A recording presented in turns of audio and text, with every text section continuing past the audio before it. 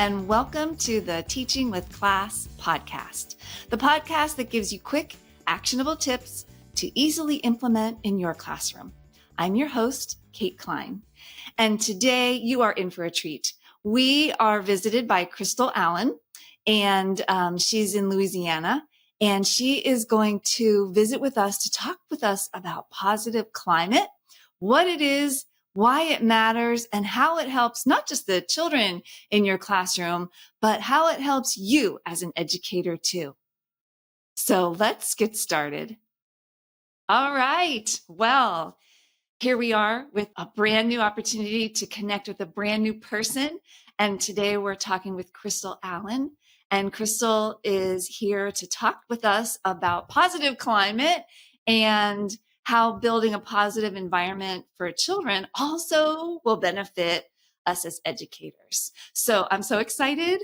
Crystal, how nice to meet you. Welcome. Very nice to meet you too. Thank you so much for having me on today. Yeah, it's going to be fun. So First things first, we want to know, why does this matter to you? Like, what are you bringing about positive climate from your heart to us today? Tell us your story. Yes, well, I'm an educator of 17 years. I'm just completing year 17. I'll be starting year 18 in the fall. And positive climate is just really near and dear to my heart because in working with teachers, it's so much easier to get the work done when you can build those warm relationships. And it starts with having that positive climate. I have been an elementary school teacher, and I have always believed that people learn best from people whom they like and who they respect. And whenever we think about those things, we just think automatically about positive climate, just having those warm, nurturing relationships with respect. It just totally helps out. So as I transitioned from working with young learners to working with adult learners, that resonated even more. Just building those strong foundations, and they were able to trust me. Right. So as I would go into their classrooms to help them out, they're not afraid to make mistakes. They're a little bit more open to admitting when something didn't go quite right because we built that foundation, and it's all because that positive climate was set in the very beginning. So very, very important work that needs to be done with working with our teachers. Yes. Like, okay, are we done? That's enough said right there. No, we want to dive in deeper, but so tell us a little bit more about who you are. And so you were an educator and now you're supporting educators. Tell us a little bit about your background. Okay, so my background is I have a bachelor's of science in elementary education, then I have a master's of arts in curriculum and instruction. So as I stated, I've been in education for 17 years. I taught second grade, third grade, and fifth grade. And then once teaching kind of paused for me, I became a school-based instructional specialist, and I did that for 5 years. And then in 2018, I do believe it was, I started working as a district instructional specialist for the early childhood department here because I'm in Louisiana, so we have parishes, not counties. So I started working for the early childhood department for my parish here.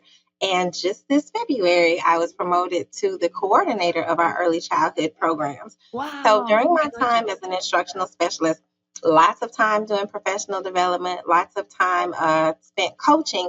And then I was coaching mainly the child care side of our population, which is very interesting because this population of teachers, you often see that turnover rate in child care. So very, very important there to definitely establish those relationships because many of our teachers don't have a formal post high school background. So it's just really, really important to make them feel very valued, to let them know that you do consider them a professional, that the work that they do is important. And again, just by going in, being warm, being respectful, hearing what it is that they have to say, all of those tools are amazing tools to have in your toolbox to just help the work get done. Yeah. So, right, no matter what our background or our education level or any of that, we're people first. We're people, yes. Right. And connecting as people and feeling respected and valued as a person is very important. Right? Yeah, that's key. Very important. Yes. So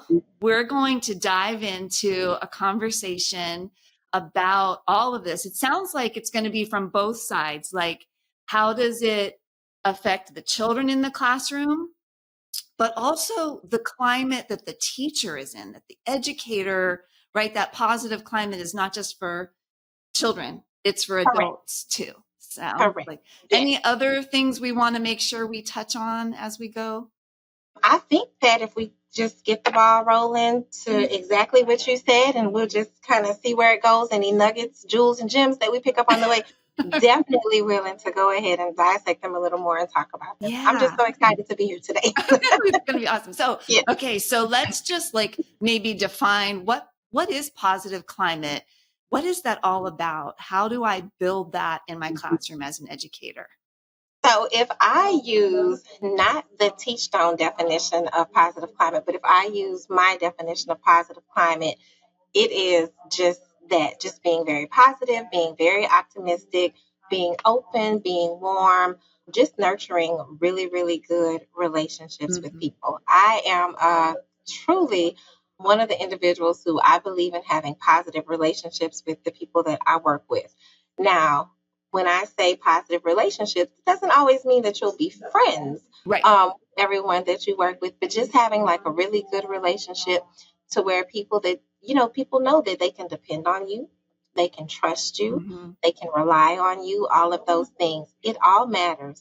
It all matters because if someone that I'm working with is dealing with a problem, they may not have to go into the full disclosure of Right. what that problem is, but I would like them to be able to just be open and to just tell me, hey, it's maybe not a great day for our coaching session. I have some things going on, and just being able to be empathetic to whatever it is that they're going through, and just being able to be someone that they can trust to just open up and share that with, because we have just so many people going through so many things. So I Exactly. think just having that empathy and just being respectful to that individual, I think it all matters. Yeah. So I'm hearing a lot of like really important words there around like warm, about building relationships, about having respect for others and having that, positive outlook about Yeah. how we're relating, and a sense of enjoying our time together, right? Which even though it wasn't like the technical class definition or whatever Right.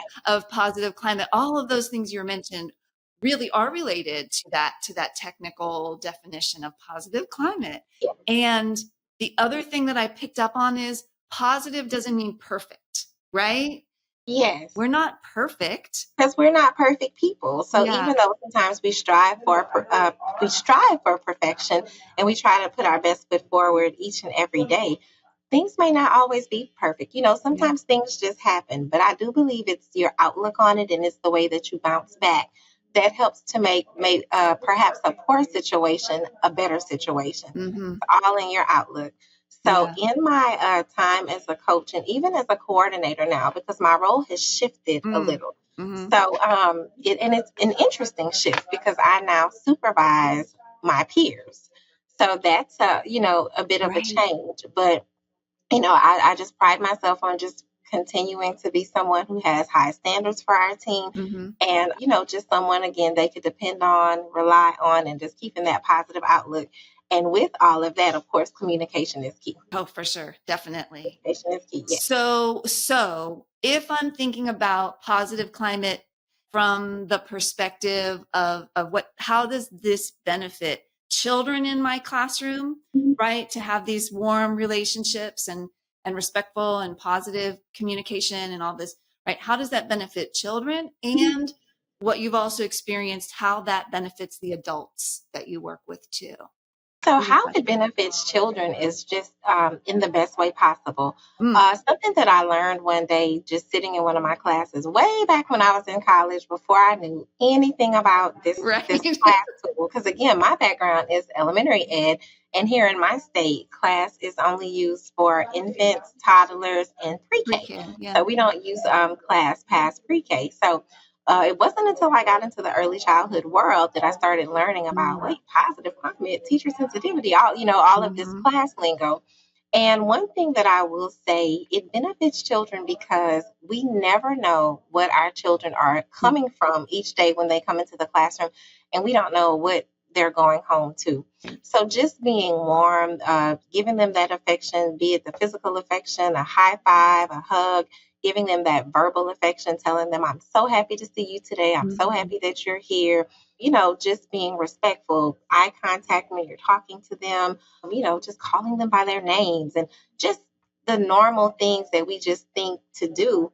Sometimes in some of their situations, this isn't their norm. Right. So just being that amazing person in their lives, it can make a world of difference. Yeah. So that's how I think it benefits the lives of our children. And I almost want to say it's the same thing for some of our adults. Being an adult, I have a friend, she always says, oh my God, adulthood. Who put us here? This is Right. How did this happen? a lot going on here in Right. adulthood. So, people deal in, adulthood, so many different things. You Yeah. may have a sick child that you're taking care of, sick parents that you're taking care of, just a variety of things, just so many different challenges that come with being an adult. So just being in a space and place where you can work with people who are very positive, who Mhm. are very warm, who can be very empathetic, that again can make a world of difference to someone that maybe is really going through a lot. Right. That's a place you want to go to every day, right? Yes, Children go to schoolrooms every day, and so do educators. And yes, so, why would you want to spend all day in a place that wasn't this, right? You right, want to be where there's right. warmth and connection, and people want to do fun things together, and they feel respected and valued and seen for who they are. Like, that's a fun place to be every That's day. a fun place to be. You want to be there. There's Yeah. nothing worse than, you wake up in the morning and it's like, oh God, I Yeah. have to go there again.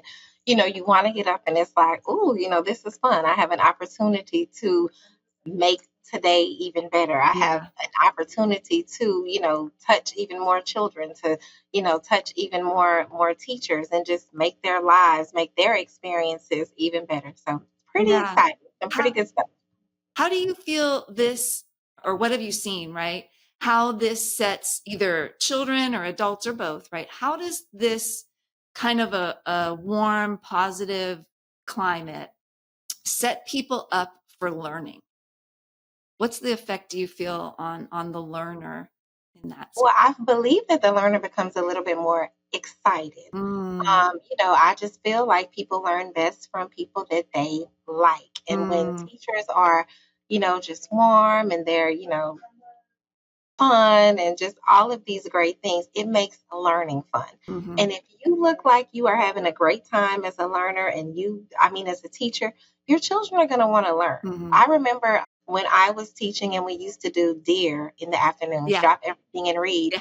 And I remember one year I was reading the story of The Wizard of Oz, Mm. which happens to be one of my favorite movies, but this was the actual first time that I had read the book. Oh, wow. So as I'm reading the book, I'm having these think alouds as I'm reading, like, oh my goodness, I didn't know, Yeah, so forth and so on. So by the time we got to the end of the story, there were so many of my kids who wanted that book. Like after you finish, can I read it now? No, I want to read it. right. So because of like my think alouds and how excited I was with it, Mhm, they all wanted to read it, which I mhm. thought was, a pretty awesome thing. It is. But it was because I set the tone for it. So if it were a book and I was like, oh, we have to read this book again. Oh, I can't wait until we finish.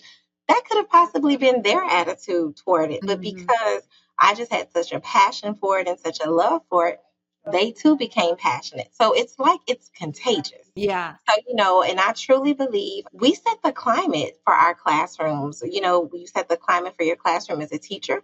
Whenever you are that coach, you set the climate for that coaching session. Right. So I truly believe that before you step foot into that classroom or before you step foot into that coaching session, you can decide, how it is you want it to go. Yeah. And I believe that if you just lead with that positive intent and you just are like, you know what, it's going to be a great day. We're going to have a great time. They are going to leave with lots of jewels, gems, Mhm. and little nuggets from Yeah. our time together. I think that it can happen. It's all in the mindset. Yeah. So what I'm wondering about is like there's a lot of different people in the world, right? Yeah. So what if I'm the kind of teacher who like I'm not as bubbly, right? I'm more quiet. And for me to be like, woohoo, everybody, ah! right, is going to be really hard for me to do. It's going to look weird. It's like my kids are going to be like, what is wrong with you? Right. If I, if I come in one day, like totally not acting like myself, how can I be assured that even with my more reserved nature, that I'm creating this environment that's still warm and connected? How will I know when I've done that, even though I'm not a bubbly person? You know what I'm saying? I'm very happy that you brought that up Yeah. because I actually remember a time when I was coaching a teacher and I was giving her some strategies. And she says, but Miss Crystal, I'm just not like you because I am naturally very, very bubbly. I Uh-huh. am the woohoo Right. type of person, if Yeah. you have a guess. So, I was just letting her know. I said, well, you don't have to be like me. You don't have to do it like me. Right. Teaching is not one size fits all. You just have to be you. And in being you, even if you're not the woohoo and, all super duper excited, you can still show warmth and compassion for Mm, people. You don't have to be super bubbly to make eye contact. You right. don't have to be super bubbly to use positive communication. All of those things can come through. You can be very warm and very nurturing just in, the way that you may pat someone on the shoulder. You may Hmm. give a child a high five. It doesn't have to be a, oh my God, it Yeah. could just be, oh, hey, I love the way you did that. Give me a high five, real calm and real subtle. Right. And I believe your true intentions shine through. Yeah. The genuineness, right, of the interaction. Children pick up on adults, right? We all pick up Yes, on the yes, genuine nature of someone's communication, and if they're forcing it or if they're, really coming with their yes. true And self. you can always tell when someone is forcing it. And Mhm. I'll tell my teachers all the time, if you do things every day and then this is your routine and you do it Right. with fidelity, no matter if it's that time for you to have an observation, Yeah. if your principal's in your classroom or whatever the situation may be, if this is your day to day routine, Hmm. it won't matter. It'll Right. flow. Right. But if it's not something that you do all the time and you do try to force it, it doesn't feel natural. And I always use the analogy of shoes. Hmm. And I tell my teachers all the time, I like wearing sandals, I like tennis shoes, I like wedges. I'm not a high heel girl. So, when I put on wedges and I walk in them, I'm great. I'm good. Yeah. No problems there. But when I put on high heels, it's Little just a little something. Yeah. different.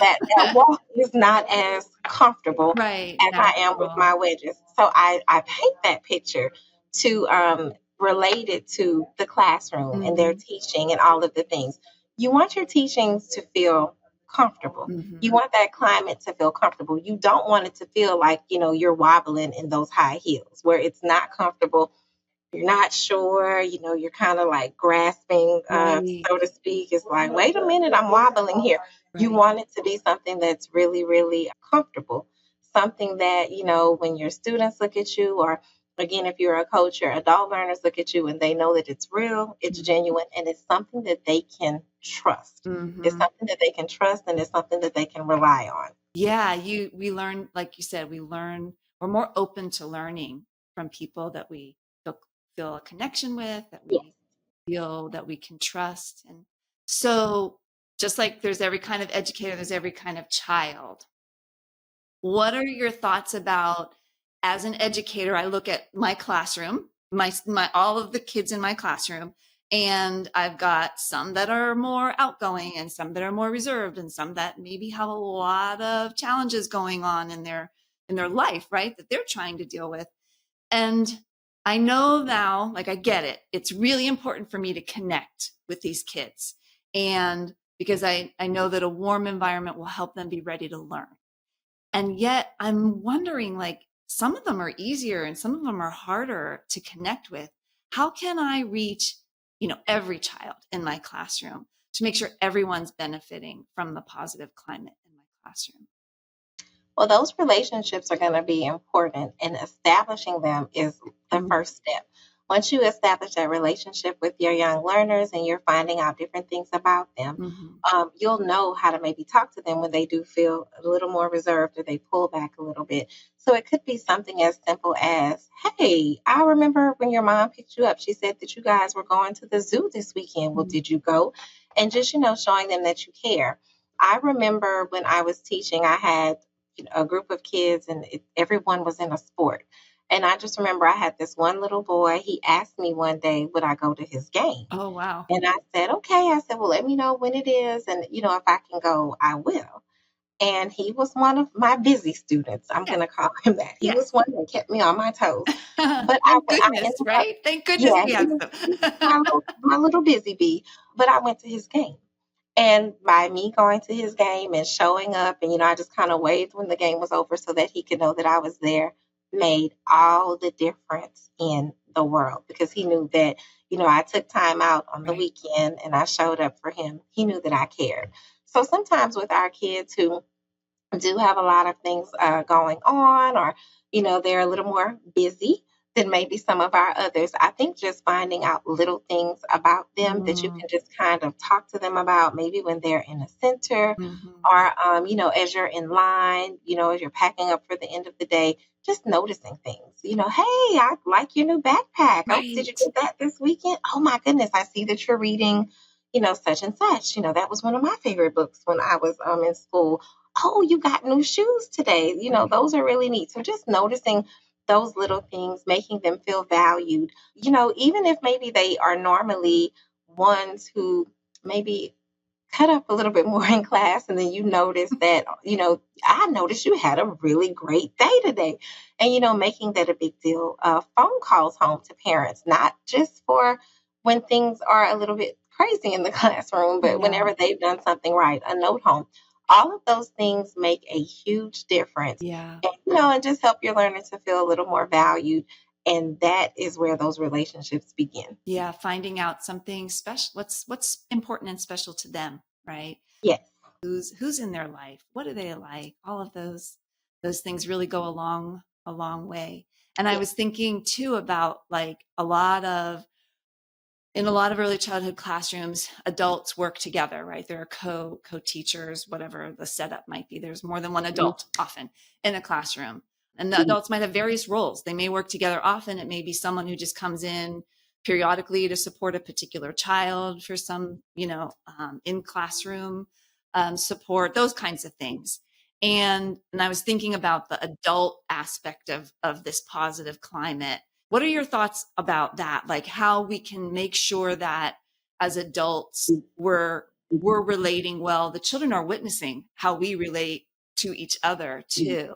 Pointers, thoughts, ideas Yes, about I'm that. happy that you asked that question because I have gotten that question a lot. Yeah. I Okay. definitely think that your principals, if you're at a school site, your directors, your administrators, if you're in a childcare setting, play a very, very Mm, important role here because I do believe that it's up to those individuals to ensure that proper team building mm, takes place, and just doing those check ins, making sure that your team knows how to work with each other. right. Because sometimes you get into those situations, especially if it's maybe an older veteran teacher and they're paired with, a newer, younger, more spunky teacher. I've seen situations where those veteran teachers can be, a little bit resistant. And it's like, well, wait a minute, this is my classroom. I've been doing it this way for however many years. It, Yeah. it can be a little intimidating for someone who is just starting.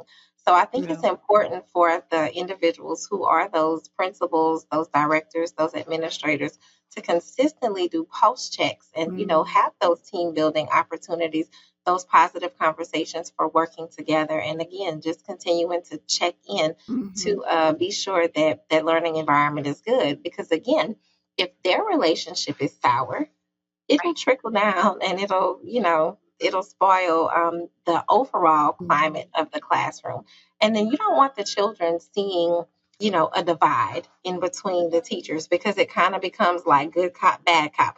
Well, I asked you if I could go to this center, you said no, but I'm going to go ask Exactly. They figured that yeah, out real quick. she's going to let me go. Yeah. So, you want it to be just a great environment, an environment where two people can just work together as a team and just remembering the goal. So I think if that is established, what the goal is for the learning opportunity for the children, not just for that day, but throughout the Mhm. time that they are in those individuals' presence. I think just reminding them of their goal and their why super important. Yeah, staying connected as the adults, that we're creating a special place for these Yes, children to come to every day, yes, right? And for each other, right? yes, I don't want to go to a place where it's right. difficult every day, Right. right? And You're like, I don't like this person. No, you it's want to, and again, you may not be friends. Your right, time together from, if you work from 9 to 5,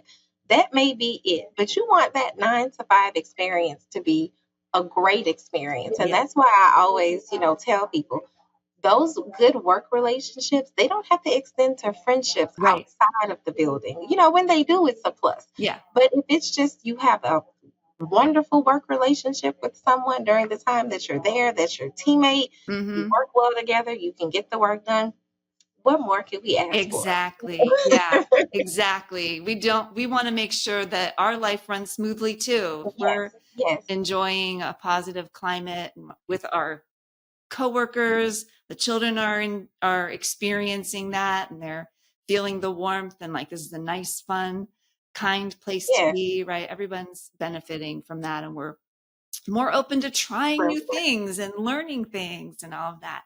Okay, so down to the like nitty gritty here. Yes. If I'm a teacher and I'm going, all right, I think I could try something new and positive. Like, my eyes are a little more open, but I need to pay attention to how warm and connected and kind and caring this classroom is. Okay, what's a couple things I could try tomorrow when I go into my classroom?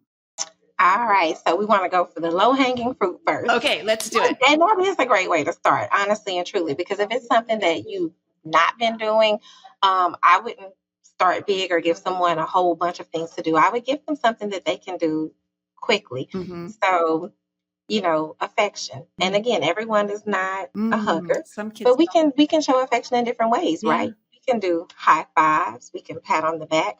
You may do some type of fist bump or something like that with your children. Eye contact. So super important with your young learners, just getting down on their level, Mm, making eye contact with them to make sure that you hear what they say and smile. I mm, think that's something that's like really easy to do. So I always tell people, I say, whenever you're speaking, try to think of something that makes you happy. And as you're talking, think about that happy place or that mm, happy thing, and your smile will normally come out of your voice. And I think that's like right. very, very helpful. So yeah, I would just tell them about, making that eye contact, getting down on their level and smiling. And I think all of those things, just easy, quick wins to go ahead and begin the journey to create that positive climate in the classroom. Yes, because so much of our communication, right, is nonverbal, and what we communicate through our presence, Our I'm here with faces. you. Yeah, I'm here with you. I'm not like thinking about other things, Right. I'm here with you. I'm not preoccupied.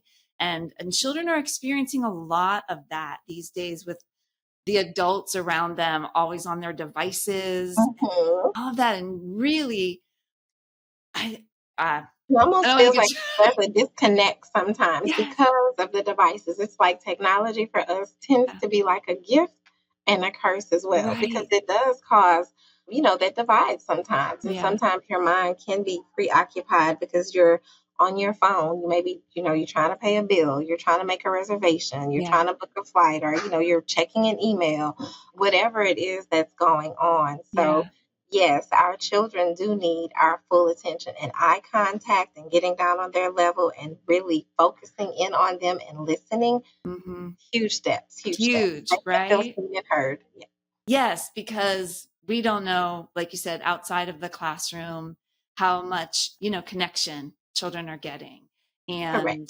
building confident, curious learners, right? Starts with that connection, and knowing that someone in my life cares about me and is glad I'm Right. here today, and all of those things. So, wow, this has been such a fun Yes. conversation. So Yes. many things people are going to take away from this. Oh, well, I'm so happy to be helpful. And thank you Yeah. guys so much for having me on. This has been really fun. And I'm very, very passionate about each thing that I said. And these are just real, and I like to say tools for the toolbox or Uh-huh. jewels and gems that I try and share with the teachers and the coaches now that I get to work with every day. Yeah. So in parting, you're parting jewel to us. So if you could say one thing from your heart straight to the heart of the educators listening, what encouragement would you offer to Be yourself them? and just put your best foot forward every single day and just be yourself. What that positive climate looks like in the classroom across the hall, it may sound a little bit different for you because, again, it's not one size fits all. Mm. So just be your true, authentic self and just put your best foot forward every single day. That's awesome. Thank you so much for your jewels Thank and gems today, you. Crystal. No problem. No That's problem. perfect. Your name's Crystal and you gave us jewels and gems. That's amazing. Oh, thank you. Thank you. This has been very, very fun. My pleasure. Thanks for joining us. Yes. Thank you so much. Wow, that was such a fun, energizing conversation with Crystal. I hope that you heard that message loud and clear. Positive climates for everyone. We talked a lot about how building a positive environment for your children will also benefit you and leave you more energized as an educator. So Crystal's suggestions, right, were start small. You can start with something like a smile, a kind word, a simple connection. And when you're building that warm, connected classroom where you and the children can enjoy spending time together each day. When you find out what's important to the people around you, they know that you care. And when they know that you care, they'll be more open to learning with you. So until next time, remember, thriving educators create environments where children can thrive. So remember to take care of yourself because what you do matters. You can find out more about today's episode and get the transcript on our website, teachstone.com/podcasts.